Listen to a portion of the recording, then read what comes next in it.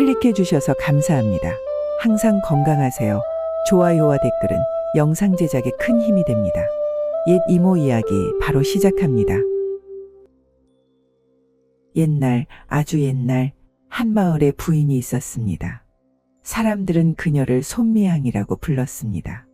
이 손미양은 용모가 아름답고 몸매가 곱고 풍만했습니다. 비록 시골 부인으로 글자를 많이 알지 못했지만 매우 영리했습니다. 그때 당시는 도적들이 기승을 부렸고 손미양 마을도 곧 도적들이 들이닥칠 거라는 소문이 돌았습니다. 이 도적들은 남자는 죽이고 여자는 욕보였습니다. 못생긴 여자들은 욕보인 후 버려두고 약간이라도 예쁜 여자들은 모두 데려갔습니다. 사람들이 이 소식을 듣고 많은 부유한 사람들이 손미양에게 조언을 구하러 왔습니다. 손미양은 이런 일이 천재지변이라 피하려 해도 피할 수 없다고 말했습니다. 사람들은 이 말을 듣고 모두 어리둥절했고 결국 집으로 돌아가 남편과 함께 통곡하며 줄과 가위를 준비하고 죽음을 각오했습니다. 손미양과 남편은 서로 매우 사랑했습니다. 남편은 그녀에게 이제 생사이별의 시간이 왔으니 정말 당신을 떠나보내기 아쉽다고 말했습니다. 손미양은 지금 와서는 더 나은 방법이 없다고 말하며 이 말도 남겼습니다. 내가 그들에게 잡혀간다면 절대 치욕적으로 살지도 쉽게 죽지도 않을 것입니다. 나는 반드시 나의 모든 힘과 평생의 지혜를 다해 그들과 맞서 싸울 것입니다. 만약 정말 어쩔 수 없다면 죽음으로 해결하겠지만 조금이라도 살 기회가 있다면 반드시 도망쳐 당신을 찾아올 것입니다. 도적들이 왔을 때 당신은 빨리 도망치세요. 절대 나를 걱정하다가 결국 두 사람 모두 다치는 일이 없도록 하세요. 말을 마치고 두 사람은 서로 부둥켜 안고 통곡했습니다. 잠시 후 손미양은 눈물을 닦고 침대 머리맡에서 헝겊 몇 조각을 소매에 숨기고 또 은화 몇 개를 꺼내 남편에게 약방에 가서 파두를 사오게 했습니다. 여기서 파두란 독성이 강한 한약재로 약재로 사용할 때는 반드시 극소량을 사용해야 하며 조금이라도 많이 쓰면 사람이 죽을 수도 있는 독성 약재입니다. 남편이 물었습니다. 이런 때에 파두를 사서 뭐에 쓰려고요? 손미양은 묻지 마세요. 쓸 데가 있어요. 라고 대답했습니다. 사실 사람들은 손미양이 현명하게 대처할 것이라 믿지 않았고 그녀 집의 모든 행동을 지켜보고 있었습니다. 손미양이 헝겊을 가지고 남편에게 파두를 사오게 한 것을 들었을 때 사람들은 모두 이상하게 생각했습니다.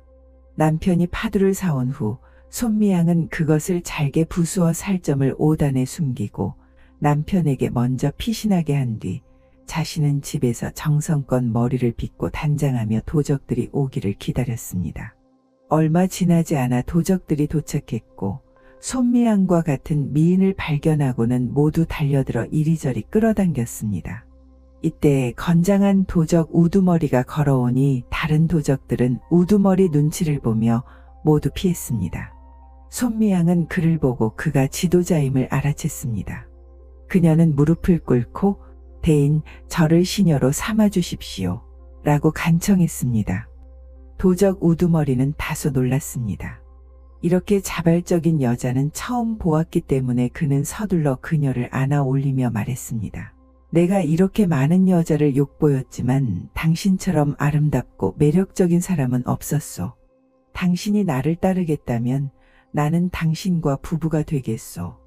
당신을 어찌 시녀로 삼겠소. 하지만 만약 당신이 다른 지도자들의 눈에 띄어 그들이 당신을 내게서 빼앗아 간다면 어쩌겠소. 손미양은 대답했습니다. 그것은 쉽게 해결할 수 있어요. 제 머리를 헝클어뜨리고 얼굴에 오물을 바르면 됩니다. 그들이 제 추한 모습을 보면 분명히 관심을 보이지 않을 거예요.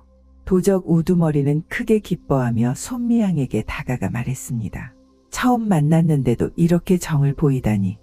우리가 나중에 부부가 되면 당신은 분명 훌륭한 아내가 될 거요. 이렇게 반나절을 분주히 보낸 후 손미양은 도적 우두머리의 보호 아래 다른 도적 지도자들의 검열을 무사히 피했고 빈 방에 따로 갇혔습니다. 잠시 후 도적 우두머리는 몇 명의 여자들을 데려왔는데 모두 손미양의 이웃이었습니다. 그런 다음 도적 우두머리는 그녀에게 말했습니다. 이 여자들은 당신의 시녀로 보내는 거요. 저녁에 여자들은 불을 피우고 밥을 짓고 도적 우두머리와 손미양이 저녁 식사를 하고 손발을 씻는 것을 도왔습니다. 밤이 깊어질 때 손미양도 매우 협조적으로 옷을 벗고 침대에 올라갔습니다. 도적 우두머리는 이를 보고 무척 기뻐하여 서둘러 올라갔지만 헝겊 조각에 부딪혔습니다. 이게 뭐요? 그가 물었습니다. 손미양은 대답했습니다. 사실 오늘 마침 생리가 왔어요. 도적 우두머리는 믿지 않고 헝겊을 내려보니 정말로 냄새가 고약했습니다. 손미양은 기회를 놓치지 않고 말했습니다. 여자가 생리 중에 정을 나누면 반드시 병이 들게 됩니다. 당신이 나와 오래 부부로 지내고 싶지 않다면 오늘 밤 당신을 막지 않겠어요. 하지만 당신이 나와 자식을 낳고 싶다면 며칠 기다리는 게 좋을 거예요. 더구나 여기 대체할 여자들도 있으니 굳이 내 건강을 해치면서까지 즐거움을 찾을 필요가 있을까요? 도적 우두머리는 이 말을 듣고 아쉬워하며 말했습니다. 당신 말이 맞소. 그럼 먼저 그들에게 가보겠소. 손미양은 미소 지으며 말했습니다.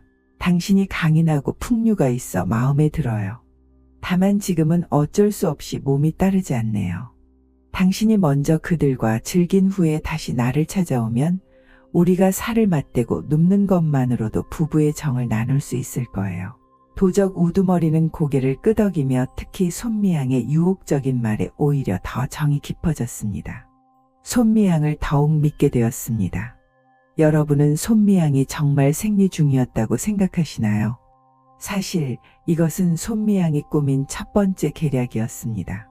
그녀가 미리 준비한 헝겊은 원래 생리되었기 때문에 특유의 냄새가 있었습니다. 손미양은 첫날 밤만 넘기면 이후의 일은 더 쉬워질 것임을 알고 있었습니다. 그래서 도적 우두머리는 다른 여자들에게 가서 즐겼습니다. 한편으로는 손미양과 잘 수 없는 우울함을 달래기 위해 또 한편으로는 손미양에게 자신의 실력을 과시하기 위해서였습니다. 그 여자들은 정조를 지킬 사람들이 아니었습니다. 도적 우두머리가 잘생겼다고 생각하여 전혀 저항하지 않았고 미리 준비한 줄과 가위는 이미 잊어버렸으며 심지어 누가 그와 함께 할지 다투는 상황까지 벌어졌습니다. 한편 손미양은 방 안에서 계속 잠을 자지 않았습니다. 이는 두려움 때문이 아니라 도적 우두머리가 무슨 말을 하는지 주의 깊게 듣기 위해서였습니다. 도적 우두머리는 숨을 고른 후 물었습니다. 너희들의 돈과 보물은 어디에 숨겼나? 여자들 중 일부는 있다고 말하고 일부는 없다고 말했습니다. 손미양은 이를 모두 기억해 두었습니다. 잠시 후 도적 우두머리는 침대에 올라와 손미양에게 물었습니다. 당신 남편의 능력이 나와 비교하면 어떤가? 손미양은 대답했습니다. 당신의 10분의 1도 되지 않아요. 그는 능력도 부족하고 외모와 성격도 당신만 못해요. 제가 큰 복을 받은 것 같아요. 다만 당신의 위험한 생활이 걱정돼요. 매일 당신과 함께 불안과 두려움 속에서 살아야 한다니. 당신처럼 능력 있는 사람이 어디서든 밥을 벌어먹을 수 있는데 왜 이렇게 머리를 걸고 칼날 위에서 살아야 하나요? 도적 우두머리는 대답했습니다. 나도 이것이 좋지 않다는 걸 알지만 세상에서 돈을 벌기가 어렵소. 이렇게 해서 금은을 좀 모아 나중에 미천으로 삼고 그런 다음 이런 일은 그만두려고요. 손미양이 물었습니다. 그럼 지금까지 얼마나 모았어요? 도적 우두머리는 대답했습니다. 이것저것 합쳐서 대략 2,000냥 정도요. 조금 더 모아 5,000냥이 되면 당신과 함께 가서 평안하게 부자로 살 거요. 손미양은 말했습니다. 당신이 정말 개가천선할 의향이 있다면 5,000냥은커녕 10,000냥이라도 제가 당신을 도와 마련해드리겠어요. 도적 우두머리는 이 말을 듣고 뜻밖의 수확에 흥분하여 물었습니다. 10,000냥이라고요? 어디에 있소? 손미양은 대답했습니다. 오늘 밤은 사람이 많고 복잡해서 말하기 불편해요. 내일 밤에 다시 의논해요. 도적 우두머리는 마음이 불편했지만 그래도 억지로 하룻밤을 견뎠습니다. 다음 날 밤 도적 우두머리는 돈 이야기를 듣기 위해 다른 여자들을 보내고 손미양과 단둘이 방에서 잤습니다. 침대에 오르자마자 그는 손미양에게 물었습니다. 어제 얘기한 그 만냥은 어디 있어? 손미양은 웃으며 말했습니다. 남자들은 정말 마음이 급해요. 지금은 나와 부부가 되겠다고 하지만 돈만 손에 넣으면 다른 여자를 찾아가지 않을까 걱정돼요. 정말 나와 오래오래 부부로 살고 싶다면 먼저 맹세를 하세요. 그러면 말해드릴게요. 도적 우두머리는 이 말을 듣고 재빨리 침대에서 내려와 손미양 앞에 무릎을 꿇고 말했습니다. 내가 만약 약속을 어기면 여기서 죽게 되리라. 손미양은 서둘러 그를 일으켜 세우며 말했습니다. 실은 말이죠. 제 시아버지는 유명한 부자였어요. 돌아가시면서 재산을 모두 제 남편에게 물려주었어요. 남편은 혼란한 시대를 만나 재산이 없어질까 걱정했고 조상의 유산을 지키기 위해 약 10,000냥 정도 되는 재산을 모두 지하 창고에 숨겼어요. 우리가 함께 가서 그 재산을 꺼내면 평생 써도 다 쓰지 못할 거예요. 도적 우두머리가 물었습니다. 다른 사람이 먼저 가져가지 않았을까? 손미양은 대답했습니다. 그 지하 창고는 저와 남편만 알고 있어요. 어제 제가 직접 남편이 죽는 것을 봤으니 이제는 저 혼자만 아는 비밀이 됐어요. 게다가 그곳은 외진 곳이라 일반인들은 절대 찾을 수 없어요. 다만 지금 제가 혼자 가기는 어려워요. 가다가 누군가 저를 알아볼까 두려워요.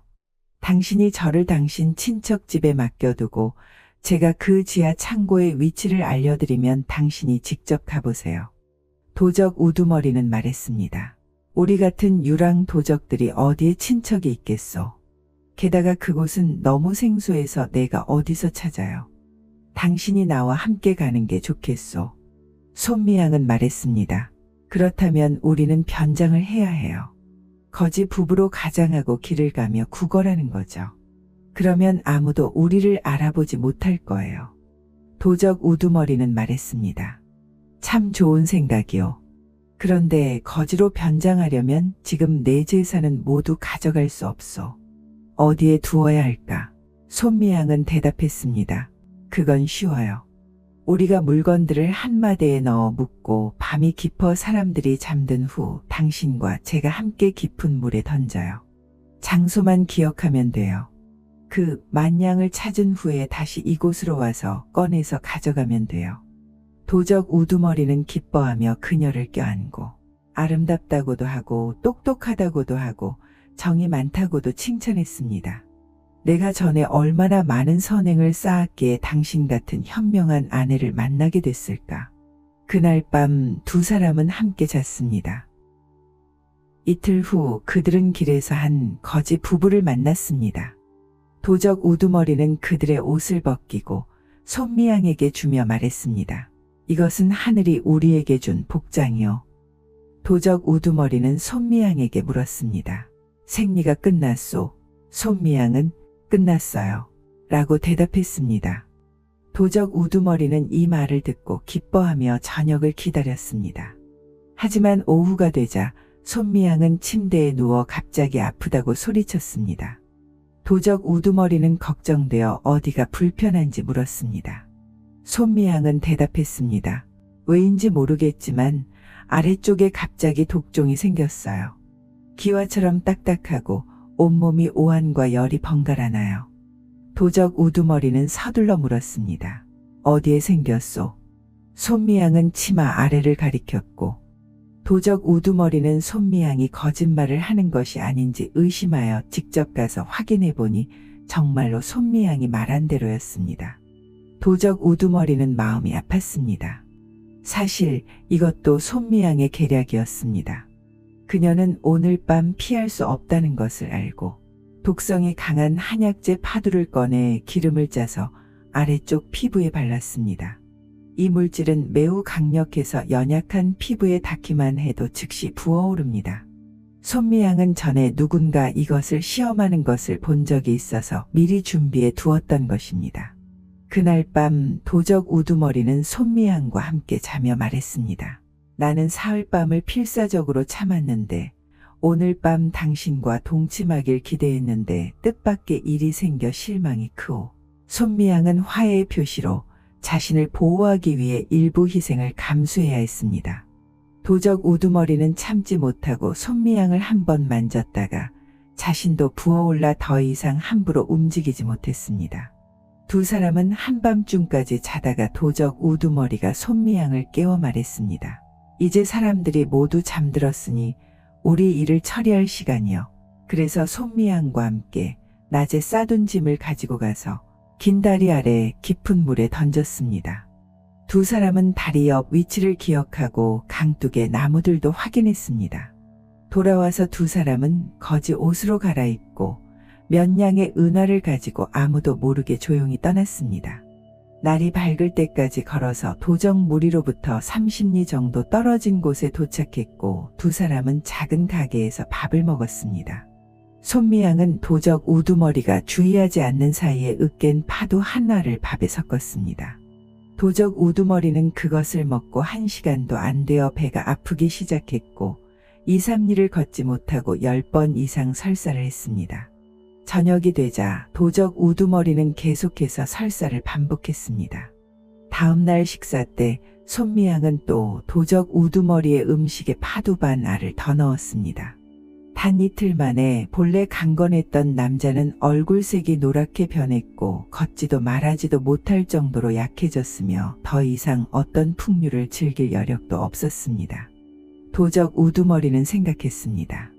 여자가 남자를 따르는 것은 육체적인 즐거움 때문인데 그녀는 앞에 두 밤은 생리 때문에 뒤에 두 밤은 종기 때문에 지금은 괜찮아졌지만 나는 병이 들었으니 정말 그녀에게 미안하다. 그녀를 만족시키고 싶지만 정말 힘이 따르지 않는다. 도적 우두머리는 매우 미안해했지만 사실 손미양은 바로 이것을 노리고 있었습니다. 도적 우두머리가 병든 이후 손미양은 더욱 정성껏 돌보았습니다. 때로는 도적 우두머리가 미처 침대에서 내려오지 못해 이불을 더럽혔는데도 손미양은 전혀 싫어하지 않았고 이로 인해 도적 우두머리는 감동하여 눈물을 흘렸습니다. 도적 우두머리는 울며 말했습니다. 나는 당신과 부부의 이름은 있지만 실제 부부관계는 없었소. 이렇게 심한 병에 걸렸는데도 당신은 싫어하지 않고 오히려 이렇게 나를 돌봐주니 정말 어떻게 감사해야 할지 모르겠소. 손미양은 다른 것은 언급하지 않고 그저 그를 달래주었습니다. 나흘 후 그들은 손미양의 집에서 가까운 곳에 도착했고 집에서 2, 3리 떨어진 오래된 사당에 머물렀습니다. 식사 때 손미양은 또 도적 우두머리의 음식에 파도 하나를 더 넣었고 도적 우두머리는 일어날 수도 없을 정도로 심하게 설사했습니다. 도적 우두머리는 약하게 말했습니다. 나는 이제 정신이 혼미해지고 위험한 상태요. 당신이 나를 사랑한다면 빨리 가서 약을 사와 주소. 그렇지 않으면 정말 죽을 것 같소. 손미양은 대답했습니다. 내일 아침 일찍 약을 사러 가겠어요. 다음 날 아침 일찍 손미양은 약을 사러 간다는 명목으로 곧장 자신의 집으로 돌아왔습니다. 대문을 연 남편은 마침 손미양이 돌아온 것을 보고 기뻐서 어쩔 줄 몰랐습니다. 남편은 손미양에게 물었습니다. 어떻게 도망쳐 올 수 있었소? 손미양은 도적 우두머리를 속이고 빠져나온 일을 대략 설명했습니다. 남편은 아내가 도적 우두머리를 속여 탈출했다는 것을 알았지만 아직 전체 이야기를 알지 못했습니다. 그래서 아내에게 말했습니다. 도적 우두머리가 근처에 있다면 나와 같이 가서 그를 죽입시다. 손미양은 말했습니다. 서두르지 마세요. 그는 아직 제게 쓸모가 있어요. 지금 당신은 빨리 긴 다리 및 깊은 물 속에 있는 꾸러미를 가져오세요. 그 안에 2,000냥이 넘는 은이 있어요. 남편은 아내의 지혜를 잘 알고 있었고 그녀의 말을 항상 깊이 믿었기 때문에 서둘러 말을 타고 은을 가지러 갔습니다. 한편 손미양은 약방에 가서 설사를 멈추는 약을 한 첩 사서 사당으로 가져왔습니다. 도적 우두머리는 약을 먹고 조금 나아졌지만 완전히 회복하려면 3, 4일은 더 걸릴 것 같았고 그 후에야 보물을 팔어 갈 수 있을 것 같았습니다. 손미양은 말했습니다. 보물을 파려면 도구가 필요하니 제가 가서 삽을 사오겠습니다. 이렇게 삽을 사러 간다는 명목으로 다시 집으로 돌아가 남편이 다리 밑에서 꾸러미를 가져온 것을 확인하고 말했습니다. 이제 그를 처리할 수 있어요. 하지만 서두르지 말고 반드시 제 계획대로 해야 해요. 내가 하는 말 하나도 빠뜨리면 안 됩니다. 모든 계획의 말을 마치고 옷을 갈아입고 집에 앉아 더 이상 사당에 가지 않았습니다. 손미양의 남편은 복수심에 불타 쇠사슬을 가지고 2명의 하인을 데리고 사당으로 가서 도적 우두머리를 잡으러 갔습니다. 세 사람이 사당에 들어가 큰 소리로 외쳤습니다. 도적놈, 죽을 준비나 해라. 도적 우두머리는 누군가 들어오는 것을 보고 혼비백산했습니다. 하지만 설사로 인해 약해져 저항할 힘이 없었습니다. 손미양의 남편이 그를 묶고 끌고 당기며 마을로 데리고 갔습니다. 남편은 큰 종을 치며 큰 소리로 외쳤습니다. 여러분, 모두 와서 도적을 죽입시다. 사람들은 이 소리를 듣고 구경하러 모여들었습니다. 남편은 도적 우두머리를 묶어 높이 매달고 가죽 채찍을 들고 말했습니다. 내 아내를 끌고 가 욕보였지? 도적 우두머리가 말했습니다. 내가 너무 많은 여자를 욕보였기 때문에 당신 집 부인이 누구인지 모르겠소. 남편이 말했습니다. 당신과 함께 온 손미양이 바로 내 아내요. 도적 우두머리가 말했습니다. 그녀는 자기 남편이 죽는 것을 직접 봤다고 했는데 어떻게 당신이 살아있소? 그녀가 계속 나를 속인 것 같소. 하지만 사실 나는 그녀를 욕보이지 않았소. 우리는 함께 돌아왔지만 우리 사이는 깨끗했소. 당신은 나를 오해하면 안 됩니다. 남편이 말했습니다. 개 같은 도적놈, 당신은 그녀와 열흘 넘게 함께 잤으면서도 깨끗하다고 말하다니 누가 당신 말을 믿겠소? 당신은 귀신을 속이려고 하는 거요. 말을 마친 후 채찍을 들어 내리쳤습니다. 도적 우두머리는 채찍을 몇 번 맞고 소리쳤습니다. 이 일에는 이유가 있소. 제가 자세히 설명하겠소. 사람들도 모두 말했습니다. 먼저 그의 말을 들어보고 나서 때려도 늦지 않소. 남편은 채찍을 내려놓고 도적 우두머리가 말했습니다. 나는 손미양이 아름다워서 그녀를 아내로 삼고 싶어 그녀를 매우 아꼈소. 첫날 밤 그녀와 잘 때 그녀는 허리 밑에 헝겊을 끼고 생리 중이라고 했소. 그날 밤 나는 다른 부인들과 잤고 절대로 그녀를 건드리지 않았소. 둘째 날 밤도 또 한 밤을 참았소. 셋째 날 밤 그녀와 함께 자려고 했지만 그녀의 은밀한 부위에 종기가 생겨도 건드릴 수 없었소. 넷째 날 밤 종기가 났자 내가 설사를 하기 시작했소. 하루에 수십 번씩 설사를 해서 걷거나 말할 기력도 없었소. 그러니 어디 그런 일을 할 힘이 있었겠소. 솔직히 말해서 함께 떠난 이후로 비록 같은 이불을 덮고 같은 베개를 베었지만 정말로 어떤 비정상적인 일도 없었소. 믿지 않으면 당신 아내에게 물어보소. 사람들 중 몇 명이 남편에게 말했습니다. 맞아, 그런 거였군요. 이제 이해가 가네요. 당초에 손미양이 침대 머리맡에서 헝겊을 가져가고 당신에게 파도를 사오라고 한 이유가 바로 이것이었군요. 보아하니 당신 아내는 정말로 욕을 당하지 않았네요. 이때 아내가 납치된 남자들도 도적 우두머리에게 물었습니다. 며칠 전 납치된 여자들 중에 순결을 지킨 사람이 있어. 도적 우두머리는 말했습니다. 손미양 한 명 외에는 아무도 없어. 줄을 가져오고 가위를 가져오겠다던 그 여자들도 죽을 각오로 저항하지 않고 모두 나와 동침했어. 묻던 사람은 아내가 이미 욕을 당했다는 것을 알고 공개적으로 화를 낼 수 없어 얼굴이 흑빛이 되었습니다. 이때 남편이 채찍을 들고 그를 때리려 했지만 도적 우두머리가 또 용서를 구하며 말했습니다. 날이 제게 2,000냥이 넘는 은이 있으니 가져가시고 목숨만 살려주십시오. 사람들이 물었습니다.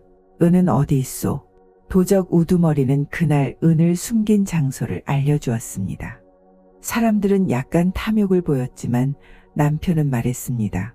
그것들은 모두 당신이 강탈해 온 것이니 저는 그런 불의한 재물을 원치 않습니다. 단지 명예를 위해 복수하려 합니다. 사람들도 이 도적 우두머리를 증오했기 때문에 말했습니다. 반드시 명예를 위해 복수해야 합니다. 남편이 손을 댈 새도 없이 사람들이 주먹과 몽둥이로 금방 도적 우두머리를 때려 죽였습니다. 탐욕스러운 사람들은 마음속으로 여전히 도적 우두머리의 2,000냥 은을 생각하고 있었습니다. 그래서 사람들을 모아 강변으로 가서 찾아봤지만 아무리 애써도 아무것도 발견하지 못했습니다.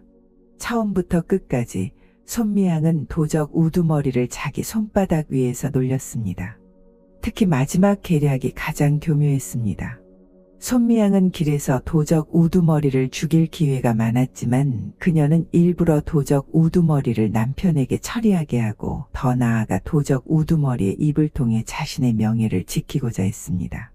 만약 도적 우두머리가 길에서 죽고 손미향이 혼자 돌아왔다면 그녀가 도적 우두머리에게 욕을 당하지 않았다고 말해도 사람들은 믿지 않았을 것이고 심지어 남편도 그녀가 거짓말한다고 생각했을 것입니다.